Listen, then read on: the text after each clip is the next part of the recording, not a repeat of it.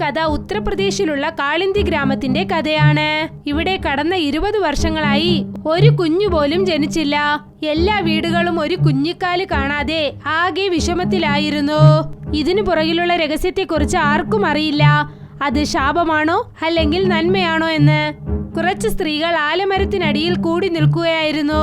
അവർ സംസാരിച്ചുകൊണ്ടിരുന്നു.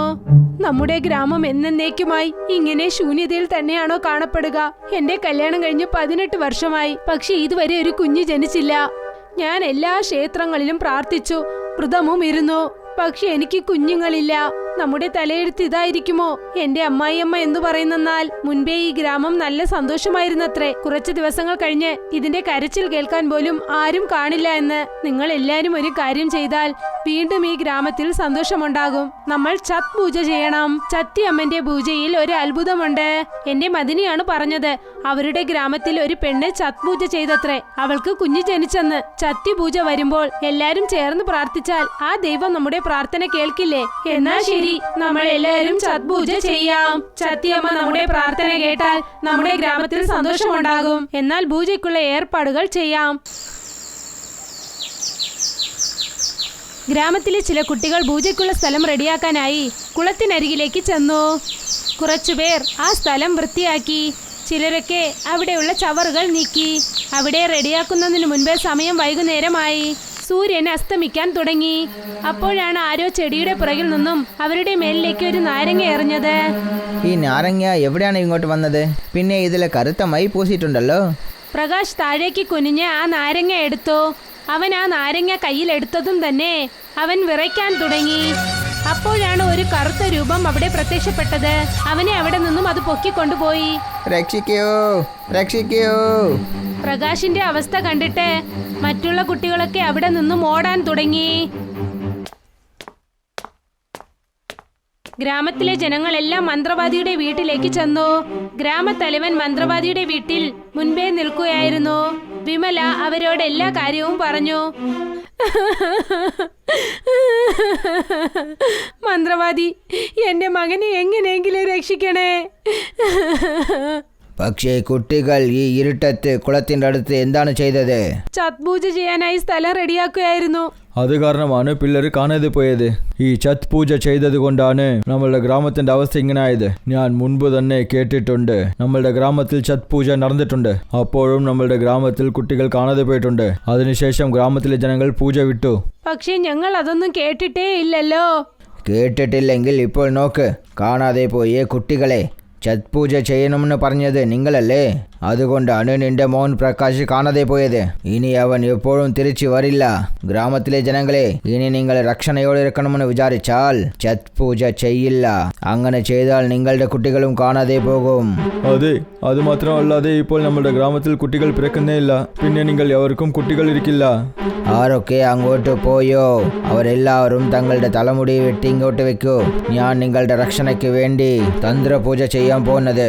അല്ലെങ്കിൽ കണ്ണിന് തെരിയാത്ത ശക്തി നിങ്ങളെയും കാണാതെയാക്കും. മന്ത്രവാദി പറഞ്ഞത് കേട്ടിട്ട് സ്ഥലം റെഡിയാക്കാനായി ചെന്ന കുട്ടികൾ അവരുടെ തലമുടിയിൽ കുറച്ച് വെട്ടി മന്ത്രവാദിയുടെ പാത്രത്തിൽ വെച്ചു. മന്ത്രവാദി അവിടെ ഇരുന്നു കൊണ്ട് വല്ലാത്ത ഒരു ചിരി ചിരിച്ചു. അതിനുശേഷം എല്ലാരും അവരവരുടെ വീട്ടിലേക്ക് ചെന്നു. മന്ത്രവാദി ആ കുട്ടികളുടെ തലമുടി വെച്ച് യാഗം ചെയ്തു. അദ്ദേഹം ആ തലമുടി തീയിലിട്ടതും തന്നെ കുറച്ചു കുട്ടികളുടെ മുഖങ്ങൾ പതുക്കെ പതുക്കെ കറുപ്പാകാൻ തുടങ്ങി. അതായത് അവരുടെ മുഖത്ത് അടുപ്പിലെ കരി പൂശിയതുപോലെ തോന്നി. ഇത് കണ്ട് ഗ്രാമത്തിലെ ജനങ്ങൾ ആകെ ഞെട്ടിപ്പോയി. വിമല തന്റെ മകന്റെ ഫോട്ടോ വെച്ചുകൊണ്ട് നോക്കി കരഞ്ഞുകൊണ്ടേയിരുന്നു. ഗ്രാമത്തിലെ ചില സ്ത്രീകൾ അവിടേക്ക് വന്നു. പിന്നെ അവരുടെ മുഖത്ത് നല്ല വിഷമമുണ്ടായിരുന്നു. വിമലെ, കരയല്ലേ, മന്ത്രവാദിയെ ചെന്ന് കാണ്. അദ്ദേഹത്തിനെ പ്രകാശിനെ തിരികെ കൊണ്ടുവരാനാകൂ. അതെ, രാത്രിയിൽ കുട്ടികളൊക്കെ വ്യത്യസ്തമായി പെരുമാറി. ഭാഗ്യമാ മന്ത്രവാദിക്ക് തലമുടി നൽകിയത്. അദ്ദേഹം രാത്രി മുഴുവൻ ക്രിയകൾ ചെയ്ത് കുട്ടികളെ രക്ഷിച്ചു. ഇല്ലെങ്കിൽ എല്ലാരും കളഞ്ഞുപോയേനെ. ഞാൻ പറയുന്നത് കേൾക്ക്, ഛത് പൂജ ചെയ്യല്ലേ, പിന്നെ കുട്ടികൾ കളഞ്ഞുപോയേക്കും. ഇല്ല, ഞാൻ ഛത് പൂജ തീർച്ചയായും ചെയ്യും. ആ ചത്തിയമ്മൻ എന്റെ കുഞ്ഞിനെ രക്ഷിക്കും, എന്റെ അടുത്തേക്ക് കൂട്ടിക്കൊണ്ടുവരും. ഈ ഗ്രാമത്തിന്റെ ശാപവും മാറും. എല്ലാവരുടെ വീട്ടിലും കുഞ്ഞുങ്ങളും ജനിക്കും. വിമല, വാശി പിടിക്കല്ല മോളെ. താന്ത്രികയുടെ കാലിൽ തന്നെ വീണേക്ക്. അദ്ദേഹമാണ് നമ്മളുടെ കുട്ടീനെ രക്ഷിക്കും. ഛത് പൂജ ചെയ്യുന്ന കാരണം കൊണ്ടാണ് പ്രശ്നങ്ങൾ അധികമായി കൊണ്ടിരിക്കുന്നു. എനിക്കൊരു മന്ത്രവാദിയെയും ആവശ്യമില്ല. ഞാൻ ചത്തിയമ്മനെ വിശ്വസിക്കുന്നുണ്ട്. എന്തു തന്നെ സംഭവിച്ചാലും ഞാൻ ചത്തിപൂജ ചെയ്യും. പക്ഷെ ഞങ്ങൾ ചത്തിപൂജ ചെയ്യില്ല. ഞങ്ങൾ ഞങ്ങളുടെ കുട്ടികൾക്ക് പ്രശ്നമുണ്ടാക്കില്ല. എല്ലാ സ്ത്രീകളും അവിടെ നിന്നും പോയി. വിമല തന്റെ മകന്റെ ഫോട്ടോ നെഞ്ചോട് ചേർത്ത് പിടിച്ച് വിഷമത്തോടെ ഇരിക്കുകയായിരുന്നു. തലവൻ മന്ത്രവാദിയുടെ വീട്ടിലിരിക്കുകയായിരുന്നു. അവിടെ യാഗം നടന്നുകൊണ്ടിരുന്നു. അടുത്തായി തന്നെ ഗ്രാമത്തിലെ ജനങ്ങളുടെ തലമുടി ഉണ്ടായിരുന്നു. പിന്നെ അവിടെ പ്രകാശ് ഓർമ്മയില്ലാതെ കിടക്കുകയാണ്. നാളെ ഛത് പൂജ വെച്ചിട്ടുണ്ട്. ഈ പ്രാവശ്യം ആ പൂജ നിന്ന് കഴിഞ്ഞാൽ എൻ്റെ 21 വർഷ ശ്രമം നിറവേറിയേക്കും. പിന്നെ നാളെ രാത്രി തന്നെ ഞാൻ ഗ്രാമ അഴിവ് തന്ത്രം കൊണ്ട് ഈ ഗ്രാമത്തിലുള്ള എല്ലാ കുട്ടികളെയും ഞാൻ നശിച്ചേക്കും. അതിനുശേഷം ലണ്ടനിലുള്ള എൻ്റെ കുട്ടികളെ ഗ്രാമത്തിലേക്ക് വർദ്ധിപ്പിക്കും. ഗ്രാമത്തിലുള്ള എല്ലാ ആസ്തികളും നമുക്ക് സ്വന്തമാകും. ഗ്രാമത്തിലുള്ള സ്ത്രീകൾ എല്ലാവരും ഏറ്റു ഇനി ഛത് പൂജ ചെയ്യില്ല എന്ന്. പക്ഷേ ഈ വിമല മാത്രം ഏൽക്കില്ല. ഇവർ രണ്ടുപേരും സംസാരിച്ചുകൊണ്ടിരുന്നു. അപ്പോഴാണ് മന്ത്രവാദിക്ക് ഒരു ശബ്ദം കേട്ടത്. മന്ത്രവാദി! ഇത് വിമലയുടെ ഭർത്താവ് റാമിന്റെ കുടൽ പോലെ കാണുന്നു. വരൂ, വിമലയ്ക്കെതിരായിട്ട് അവനെ തൂണ്ടിവിടാം. അവനെ കൊണ്ട് മാത്രമേ വിമലയെ തടയാൻ പറ്റും. അവനെ ഇങ്ങോട്ട് വരവേക്കാമല്ലോ. ഷടാ മണ്ട, അവന്റെ മകൻ ഇവിടെ മയങ്ങി കിടക്കുന്നു. തലവനും മന്ത്രവാദിയും പുറത്ത് റാമിനടുത്തേക്ക് വന്നു. റാമിന്റെ കണ്ണുകളിൽ തന്റെ മകനെ കുറിച്ച് ഓർത്ത് വിഷമമുണ്ടായിരുന്നു. റാം, നിന്റെ വിഷമത്തിനെ പറ്റി എനിക്ക് മനസ്സിലാവുന്നുണ്ട്. കാരണം ഞാനും ഒരു തകപ്പനല്ലേ. റാം, നീ ഒന്നും വിഷമിക്കണ്ട. ഞാൻ നിന്റെ മകനെ തിരിച്ചു കൊണ്ടുവരും. നാളെ നിന്റെ ഭാര്യ ചെയ്യാൻ പോകുന്ന ഛത് പൂജയെ തടഞ്ഞേക്ക്. ഒരു കാര്യം കേൾക്കൂ, ഒരു പക്ഷെ നിന്റെ ഭാര്യ പൂജ ചെയ്തു കഴിഞ്ഞാൽ പിന്നെ നിന്റെ മകൻ എപ്പോഴും വരില്ല. ഞാൻ എങ്ങനെയെങ്കിലും വിമലയെ പൂജ ചെയ്യാതെ തടഞ്ഞേക്കാം. റാം വളരെ ദേഷ്യത്തോടെ തന്റെ വീട്ടിലേക്ക് പോയി. വിമല ഛത് പൂജയ്ക്കുള്ള ഏർപ്പാടുകൾ ചെയ്യുകയായിരുന്നു. അപ്പോഴാണ് അവിടേക്ക് റാം വന്നത്. നീ എന്താണ് ചെയ്തുകൊണ്ടിരിക്കുന്നത്? നീ പൂജ ചെയ്യാൻ പാടില്ല. ഞാൻ ചെയ്യും. ആ ചത്തിയമ്മനെ കൊണ്ട് എന്റെ മകനെ രക്ഷിക്കാനാകൂ. മന്ത്രവാദി നമ്മളുടെ മകനെ വീണ്ടും തിരിച്ചു കൊണ്ടുവരുമെന്ന് പറഞ്ഞിട്ടുണ്ട്. പക്ഷേ നീ ഈ പൂജ ചെയ്തു കഴിഞ്ഞാൽ അവൻ എപ്പോഴും തിരിച്ചു വരില്ല. എനിക്കൊരു മന്ത്രവാദിയിലും വിശ്വാസമില്ല. ഞാൻ എന്റെ ചത്തിയമ്മനെയാണ് വിശ്വസിക്കുന്നത്. ഞാൻ പൂജ ചെയ്യും. ഞാൻ തന്നെ അത് നോക്കാം. നീ എങ്ങനെയാണ് പൂജ ചെയ്യുന്നത് എന്ന്. റാം തന്റെ ഭാര്യയെ ഒരു മുറിയിലിട്ട് അടച്ചു വെച്ചു. നീ ആ കൊലക്കരയിലേക്ക് ചെല്ലാൻ ഞാൻ അനുവദിക്കില്ല. പിന്നെ നീ എങ്ങനെയാണ് പൂജ ചെയ്യും? റാമും വിമലയും വഴക്കിടുന്നത് തലവനും മന്ത്രവാദിയും അറിഞ്ഞിരുന്നു നോക്കി. വിമലയെ ഒരു മുറിയിലിട്ട് പൂട്ടിയതും തന്നെ മന്ത്രവാദിയും തലവനും മാറി മാറി നോക്കി ചിരിച്ചു. അവിടെ നിന്നും അവർ പുറപ്പെട്ടു പോയി. ഇന്ന് ചത്തിയമ്മന്റെ പൂജയുടെ ദിവസമാണ്. റാം വിമലയെ ആ മുറിയിലിട്ട് അടച്ചു വെച്ചു. പിന്നെ അദ്ദേഹം മുറിയുടെ പുറത്ത് കാവൽ നിൽക്കുകയായിരുന്നു. റാം ജനാലയിൽ കൂടി എത്തി നോക്കി. അപ്പോൾ വിമല പൂജയ്ക്കുള്ള പലഹാരങ്ങൾ ചെയ്യുകയായിരുന്നു. പിന്നെ പടയിലിടാനായുള്ള ഏർപ്പാടുകൾ ചെയ്തുകൊണ്ടിരുന്നു. എന്തിനാ ആവശ്യമില്ലാതെ ഇതൊക്കെ ചെയ്യുന്നത് വിമല? വാശി പിടിക്കല്ലേ. നിന്നെ പൂജ ചെയ്യാനായിട്ട് അങ്ങോട്ട് പോവാൻ ഞാൻ നിന്നെ അനുവദിക്കില്ല.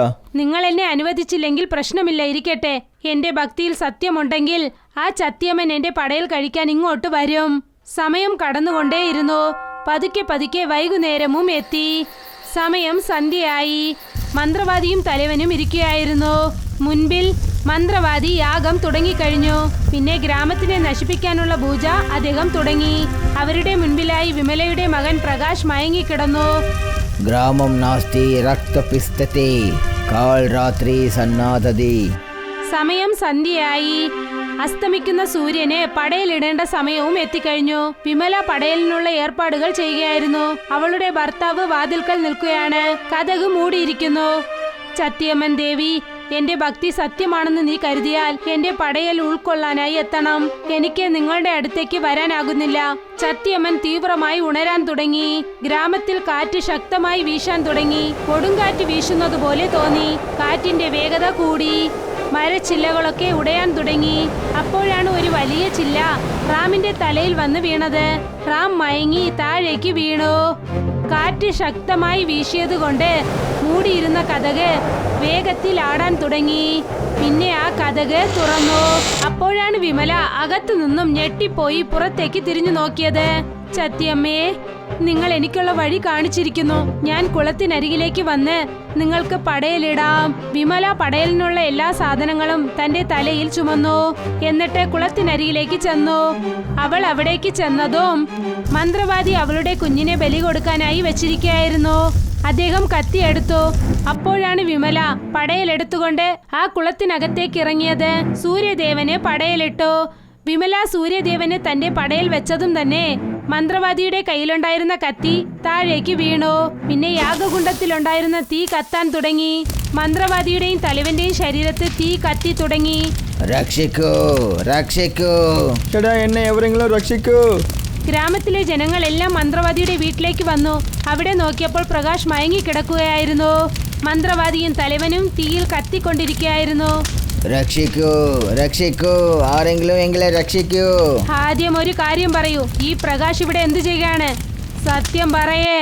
ഞാനാണ് പ്രകാശിനെ മായമാക്കിയത്. പക്ഷേ ഇത് എൻ്റെ തെറ്റല്ല. തലവൻ പറഞ്ഞത് കാരണമാണ് ഞാൻ ഗ്രാമത്തിനെ നശിപ്പിക്കാൻ വേണ്ടി മന്ത്രങ്ങൾ ചെയ്തത്. പിന്നെ വിമല ചത്പൂജ ചെയ്ത് അതിനെ തടയാൻ ശ്രമിച്ചു. അതുകൊണ്ടാണ് പ്രകാശിനെ ഞാൻ കടത്തിക്കൊണ്ടുവന്നു. അപ്പോഴേ നിങ്ങൾ ചത്പൂജയെ തടഞ്ഞേക്കുമെന്ന് വിചാരിച്ചു. വിട്ടേക്ക്, അവർ കത്തി തീരട്ടെ. ആരും ഇവരെ രക്ഷിക്കേണ്ട. ദേ നോക്കൂ, നമ്മുടെ മക്കളുടെ തലമുടി അവിടെയുണ്ട്. അത് ഉപയോഗിച്ച് ഇവർ മാന്ത്രികതയൊക്കെ ചെയ്തു.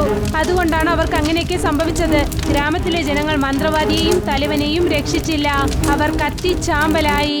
സൂര്യദേവന് വിമല പടയലിട്ടതും തന്നെ അവരുടെ മകൻ പ്രകാശ് കണ്ണു മിഴിച്ചു നോക്കി. പിന്നെ അവൻ മന്ത്രവാദിയുടെ വീട്ടിൽ നിന്ന് നേരെ കുളത്തിനരികിലേക്ക് ഓടി വന്നു. ഗ്രാമത്തിലെ ജനങ്ങളും പ്രകാശിന്റെ പുറകെ തന്നെ നേരെ കുളത്തിനരികിലേക്ക് വന്നു. പിന്നെ അവിടെ എല്ലാരും കണ്ടു, വിമല ചത്പൂജ ചെയ്തുകൊണ്ടിരുന്നു. വിമലേ, നീ പുണ്യമാർജിക്കുന്ന ചത്പൂജ ചെയ്ത് നീ നിന്റെ മകനെ രക്ഷിച്ചിരിക്കുന്നു. ഞാൻ മുൻപേ പറഞ്ഞില്ലേ, ചത്തിയമ്മൻ തീർച്ചയായും എന്റെ മകനെ രക്ഷിക്കുമെന്ന്. ഇനി നമ്മളും ചത്പൂജ ചെയ്യാം. ഗ്രാമത്തിലെ ജനങ്ങളെല്ലാം വളരെ ഭക്തിയോടുകൂടി ചത്പൂജ ചെയ്തു. പിന്നെ ആ ഗ്രാമത്തിലുണ്ടായിരുന്ന മാന്ത്രികതയുടെ ബാധിപ്പ് ഇല്ലാതായി. പിന്നെ എല്ലാവരുടെ വീട്ടിലും വീണ്ടും സന്തോഷം നിറയാൻ തുടങ്ങി. ജനങ്ങളൊക്കെ ഒരുപാട് സന്തോഷിച്ചു.